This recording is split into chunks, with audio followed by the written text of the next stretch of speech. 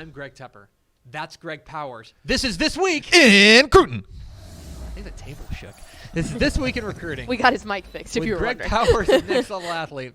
Follow him on Twitter at GPowersScout. Follow Next Level Athlete on Twitter at NextLevelD1. See his fine work at TexasFootball.com/recruiting. And, of course, this is brought to you by our good chicken friends at Chicken Express. Chicken Express. I'm running out of great things. Well, I got a good one. I would have rather had Chicken Express than 4 burgers last night. I can say that. Yeah, the burgers were good, but Chicken Express would have been different. Yeah, there's nothing that... You know what?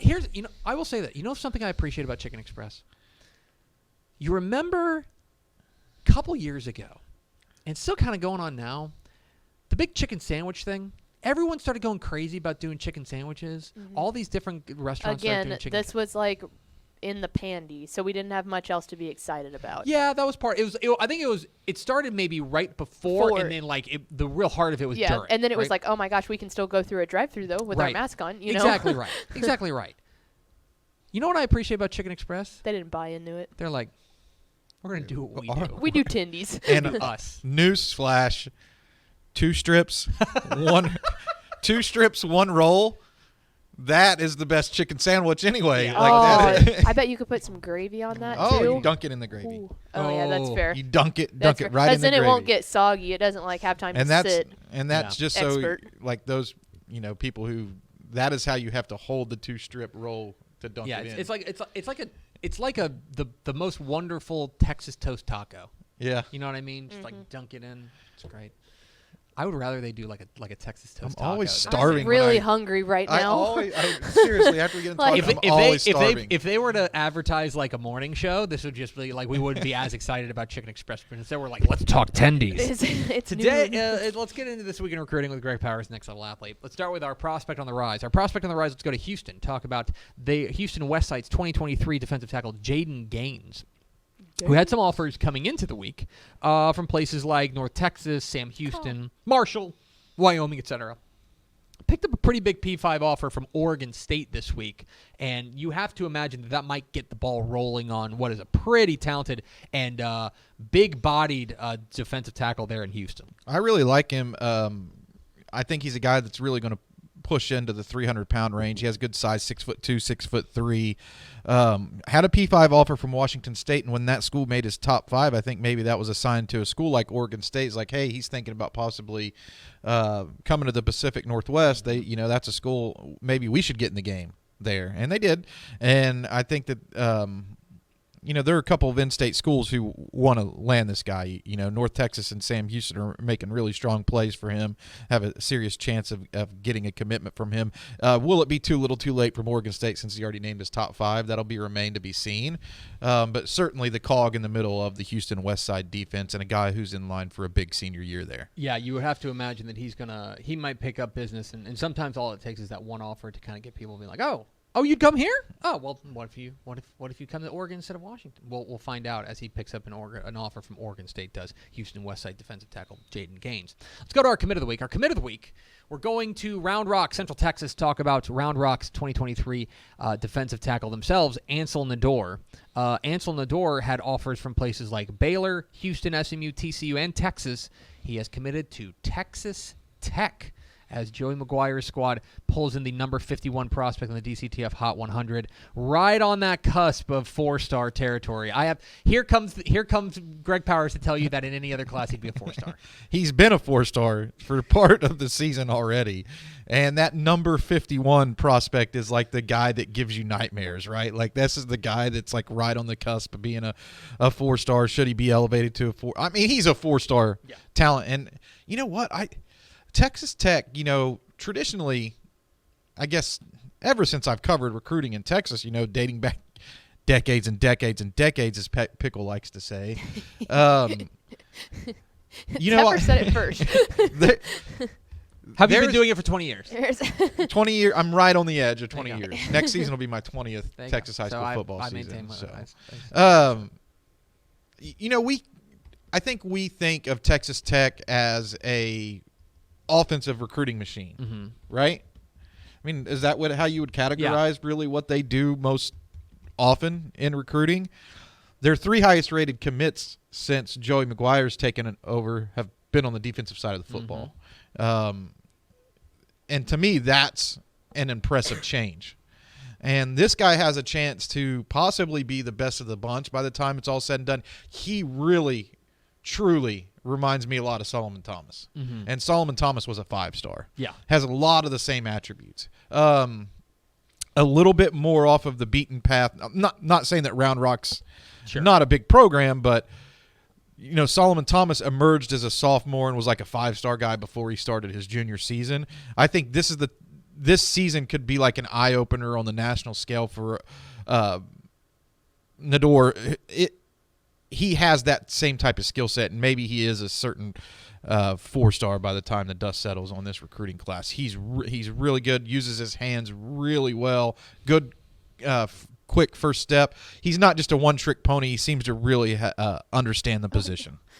The big guy missed the ball. He's number 51. He's number 51 in the DCF Hot 100, which means that he would be like the top seed in the NIT. You know what I mean? Yeah. Like it's the first one out of the NCAA tournament. But certainly a guy who's going to be knocking on the 4-star door there is new Texas Tech commit Ansel Nador out of Round Rock. It's This Week in Recruiting with Greg Powers and Next Level Athlete here on Texas Football Today. Get involved in the conversation at #TF Today. Let's roll on to our Underclassmen of the Week. Our Underclassmen of the Week is Longview's soon-to-be junior running back Taylor Tatum, who is now up to 21 offers after logging offers from Auburn and Duke. He and a most recent invitee to the 2024 All-American Bowl and one of the newest DCTF 4-stars in the class of 2024. He's slippery. Taylor Tatum, a big reason why we're pretty high on Longview this year, and there's plenty to be excited about for this young man. Yeah, he's the epitome of a running back. Like he's plays low to the ground. He's hard to tackle. He has great vision. And as Pickle said, when you look at him, you don't think slippery, but he is.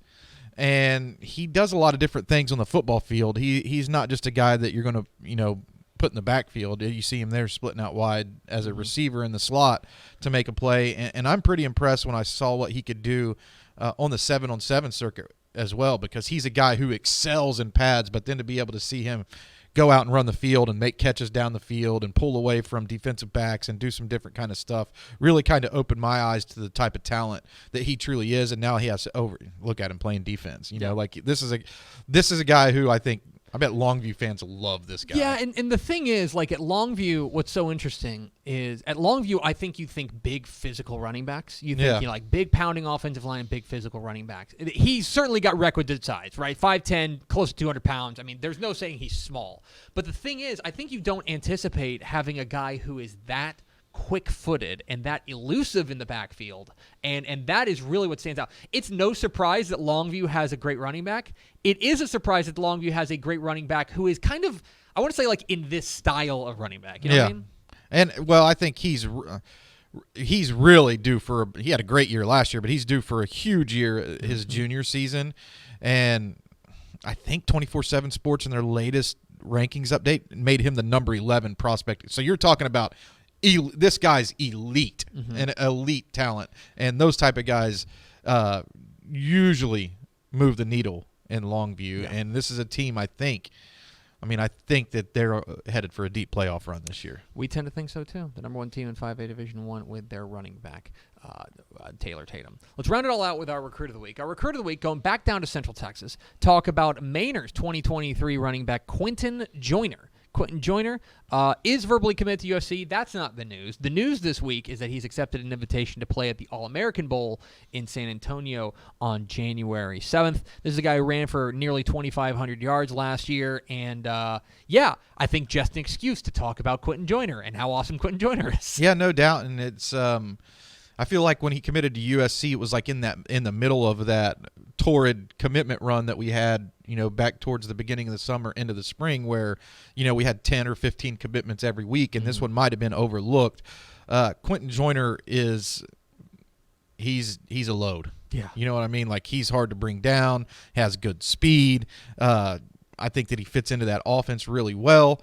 And he rushed for almost 2,500 yards and 31 touchdowns, one of the top returning backs in the entire state coming back this year. And gives us a chance here to talk about the All-American Bowl in San Antonio on January 7th, 2023, because I think there's some confusion right now because – you know, a lot of people saw that there was an announcement that the Army All-American Bowl is coming back, and it's in Frisco, I believe, on December 17th, which is the day of the state championship games. Also, a great day as it's my wedding anniversary. Hello, Mrs. Powers. Great timing there, Good bud. looking out. Good looking out. Yeah, we've got to get that. Sounds like I'm going to be busy that day. We've got to make sure that we know it's a special day. But the Army All-American Bowl is coming back, and it shouldn't be confused with the All-American Bowl, which dropped the Army tag, I think, 2 years back. The All-American Bowl in San Antonio is still the same All-American Bowl that it always has been. Okay, so the game in San Antonio is the same. The game that's going to be played in Frisco, the Army All-American Bowl, is basically a new game in its first year. So the All-American Bowl was the game that everybody remembers watching on TV since they were young and, you know, does a lot of the same stuff that it always has done.